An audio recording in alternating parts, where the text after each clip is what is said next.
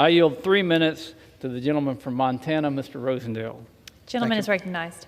Thank you very much, Mr. Chair. Madam Speaker, as I travel across Montana and meet with constituents, I hear the same thing. They want our federal government to remove the barriers that lead to the incredibly high energy costs that they face to operate their farms, their businesses, and their homes. A lot of politicians here in Washington don't understand these struggles.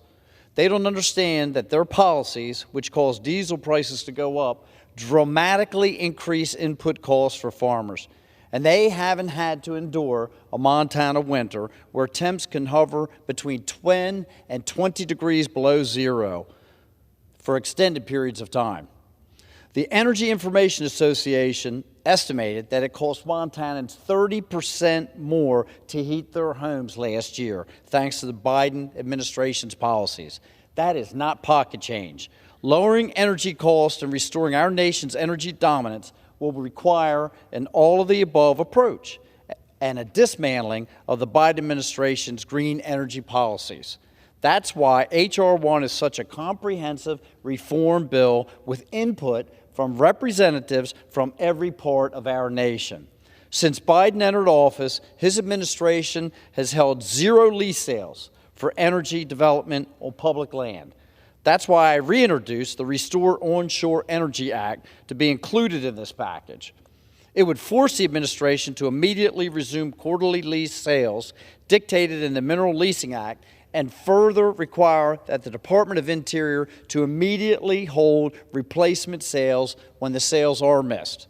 In addition to resuming lease sales, H.R. 1 will repeal harmful royalty and fee increases, streamline the federal permitting process under NEPA, and require more transparency from the federal government, among many other provisions.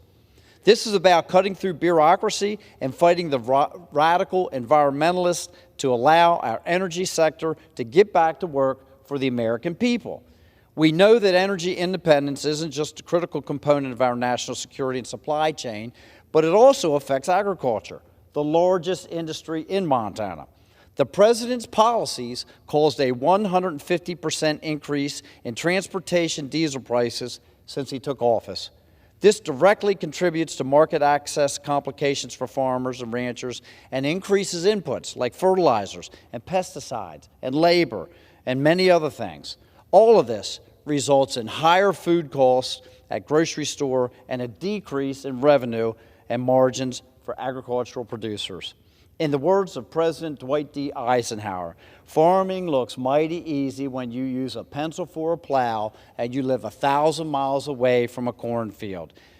It's time for Congress to stand up to unelected bureaucrats and the radical environmentalists controlling our executive branch and setting policies without regard for the impact that they will have in people in Montana and real America. I support H.R. 1 and hope my colleagues will do the same. I yield.